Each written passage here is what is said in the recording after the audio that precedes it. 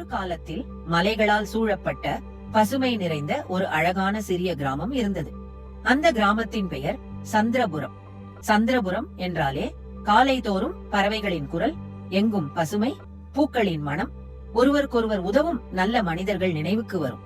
அந்த கிராமத்துல எல்லாராலும் நேசிக்கப்பட்ட ஒரு சின்ன சிறுவன் வாழ்ந்து வந்தான். அவனுடைய பெயர் ஆதி. ஆதிக்கு வயது 8. அவன் உயரம் சின்னதுதான், ஆனாலும் அவனுடைய மனசு ரொம்ப பெரியது. எப்பொழுதும் சிரிக்கும் முகம், பெரிய கண்களில் அன்பு, யாரை பார்த்தாலும் உடனே உதவ நினைக்கும் மனப்பான்மை. இதுதான் ஆதியின் அடையாளம். அவன் வீட்டில் பணம் அதிகமில்லை, பெரிய வசதிகளும் இல்லை. ஆனால் அவனுடைய அம்மா மீனா அவனுக்கு வாழ்க்கையின் மிகப்பெரிய செல்வத்தை கற்றுக் கொடுத்திருந்தாள். அது நல்ல மனசு. மீனா அடிக்கடி ஆதியிடம், நம்ம கையில எவ்வளவு இருக்குன்னு முக்கியம் இல்ல, நம்ம மனசுல எவ்வளவு நல்லது இருக்குன்னு தான் முக்கியம் என்று சொல்லுவாள்.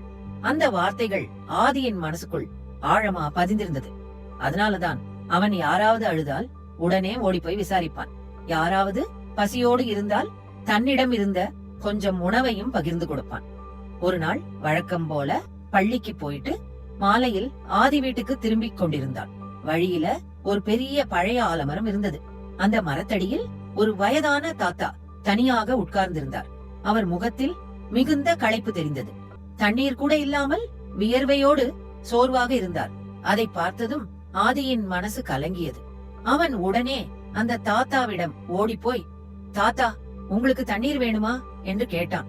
தாத்தா மெதுவா சிரிச்சு, ஆமா கண்ணா, ரொம்ப தாகமா இருக்கு என்று சொன்னார். உடனே ஆதி தன் பையில் இருந்த சின்ன தண்ணீர் பாட்டிலை கொடுத்தான். அது அவனுக்காக அம்மா வைத்திருந்த தண்ணீர் தான். ஆனாலும் அவன் சுயநலமா யோசிக்கவே இல்லை. தண்ணீர் குடித்ததும் அந்த தாத்தாவின் முகம் கொஞ்சம் கொஞ்சமா ஒளிர்ந்தது. அவர் ஆதியை அன்போடு பார்த்து, நீ ரொம்ப நல்ல பிள்ளை கண்ணா என்று சொன்னார். பின்னர் தன் கையில் இருந்து ஒரு சின்ன விதையை எடுத்துக் கொடுத்தார். அந்த விதை சாதாரண விதை மாதிரியே இருந்தாலும் அதில் ஒரு விசித்திரமான ஒளி இருந்தது. தாத்தா ஆதியிடம், இந்த விதை சாதாரண விதை கிடையாது, நீ இத நல்ல மனசோட நட்டா இது உனக்கு பெரிய நல்லதை தரும் என்று சொன்னார். ஆதி ஆச்சரியமா அந்த விதைய பார்த்தான். எப்படி தாத்தா என்று கேட்டான். அதுக்கு தாத்தா சிரிச்சுக்கிட்டே, அது உனக்கு சரியான நேரத்துல தெரியும் என்று சொன்னார். அந்த வார்த்தைகள் முடிந்ததும் ஆதி திரும்பி பார்த்த நேரத்தில் அந்த தாத்தா அங்கே இல்லை. அவர் எப்படி வந்தாரோ அதே மாதிரி அமைதியாக மறைந்து போயிருந்தார்.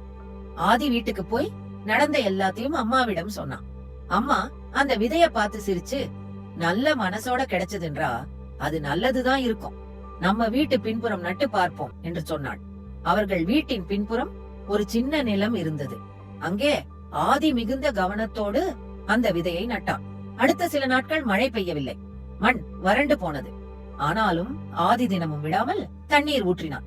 சில நாள் கழித்து திடீரென்று பலத்த மழை பெய்தது.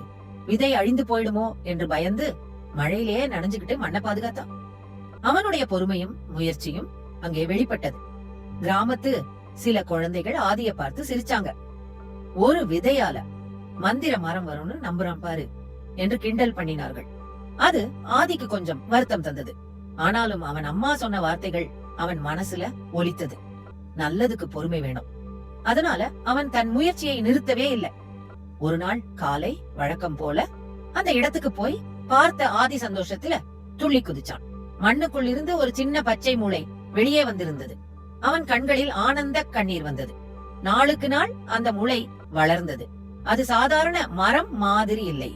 அதுல பூத்த பூக்கள் ஒளி வீசியது. மரம் முழுக்க ஒரு நல்ல சக்தி பரவியது. அந்த மரத்தில் காய்த்த பழங்களை யார் சாப்பிட்டாலும் நோயாளிகள் குணமடைந்தார்கள். சோகமாக இருந்தவர்கள் சிரிக்க ஆரம்பித்தார்கள்.